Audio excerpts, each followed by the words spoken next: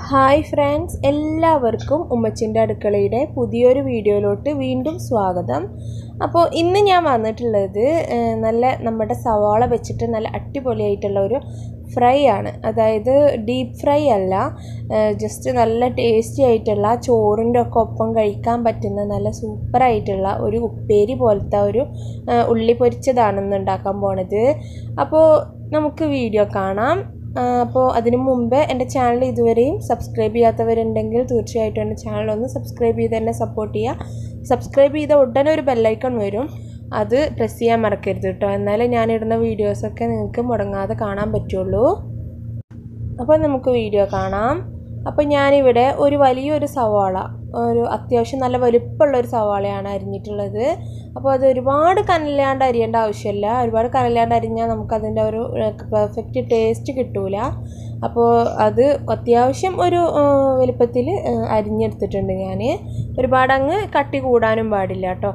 അപ്പോൾ ഇനി ഇത് ഞാനൊരു ബൗളിലോട്ട് എടുത്തിട്ടുണ്ട്. ഇതിലോട്ട് നമുക്ക് ആവശ്യത്തിനുള്ള കാശ്മീരി ചില്ലി പൗഡർ ചേർത്ത് കൊടുക്കാം. ഞാനിവിടെ ഒരു 1/2 ടീസ്പൂൺ കാശ്മീരി ചില്ലി പൗഡറാണ് ചേർത്ത് കൊടുത്തിട്ടുള്ളത്. ഒരു 1/4 ടീസ്പൂണ് നമ്മുടെ മഞ്ഞൾപ്പൊടിയും ചേർത്ത് കൊടുക്കാം. പിന്നെ ഒരു നുള്ള് ഗരം മസാല, ഇത് മറക്കരുത് കേട്ടോ, ഗരം മസാല ഇടണേ, നല്ല ടേസ്റ്റ് ഉണ്ടാവുള്ളൂ. പിന്നെ പാകത്തിനുള്ള ഉപ്പും കൂടി ചേർത്ത് കൊടുക്കാം. ഇനി ഇതിലോട്ടൊരു ലേശം ഓയിലും കൂടെ ഒഴിച്ചിട്ട് നന്നായിട്ടൊന്ന് മിക്സ് ചെയ്ത് കൊടുക്കാം. നമ്മളെപ്പോഴും മസാല ആക്കുമ്പോൾ കുറച്ച് ഓയിൽ ചേർത്തിട്ട്, അതിന് മീനായിക്കോട്ടെ എന്തായിക്കോട്ടെ കുറച്ച് ഓയിൽ ചേർക്കുമ്പോൾ അതൊരു പ്രത്യേക ടേസ്റ്റ് തന്നെയാണ് കേട്ടോ. അപ്പോൾ നമ്മുടെ ഉള്ളിയൊക്കെ അവിടെ മസാലയൊക്കെ റെഡിയാക്കി വെച്ചിട്ടുണ്ട്. ഇനി നമുക്കിതൊന്ന് ഫ്രൈ ചെയ്തെടുക്കാം. അപ്പോൾ നിങ്ങൾക്ക് വേണമെന്നുണ്ടെങ്കിൽ എക്സ്ട്രാ നല്ല പച്ചമുളകൊക്കെ ഇട്ടിട്ട് പൊട്ടിച്ചിട്ട് ആ എണ്ണയിലോട്ട് ഇട്ടിട്ട് വറുത്തെടുക്കാം. അപ്പോൾ ഞാനിപ്പോൾ അതൊന്നും ചെയ്യണില്ല കേട്ടോ. പിന്നെ അതുപോലെ തന്നെ ഫ്രൈ ചെയ്തതിന് ശേഷം ലാസ്റ്റായിട്ട് വേണമെന്നുണ്ടെങ്കിൽ കുറച്ച് കറിവേപ്പില കൂടെ ചേർക്കാം. അപ്പോൾ ഞാൻ അത് ചെയ്യണില്ല, നിങ്ങൾ ഓപ്ഷണലാണ്. അപ്പോൾ ഇട്ടാലും ഒന്നും കൂടി നല്ല ടേസ്റ്റ് ഉണ്ടാവും. എൻ്റെ കറിവേപ്പില ഇപ്പം ഇല്ല, അതുകൊണ്ടാണ് ഞാനത് ഇടാത്തത്. ഉണ്ടെങ്കിൽ ഇട്ടോളൂ, അതായിരിക്കും ഒന്നുകൂടി നല്ലത്. അപ്പം ഇതുപോലെ നല്ല ചൂടായ എണ്ണയിലോട്ട് ഇട്ടിട്ടൊന്ന് നന്നായിട്ടൊന്ന് പരത്തി കൊടുക്കുകയാണ്. അത്യാവശ്യം എണ്ണ ഒഴിച്ചിട്ടുണ്ട് കേട്ടോ, ലേശം ഇങ്ങനെ തടവി കൊടുക്കല്ല, അത്യാവശ്യം കുറച്ച് അധികം എണ്ണ ഒഴിച്ചിട്ടുണ്ട്. നമ്മൾ മീനൊക്കെ പൊരിക്കുന്നത് പോലെ എണ്ണ എടുത്തിട്ടുണ്ട്.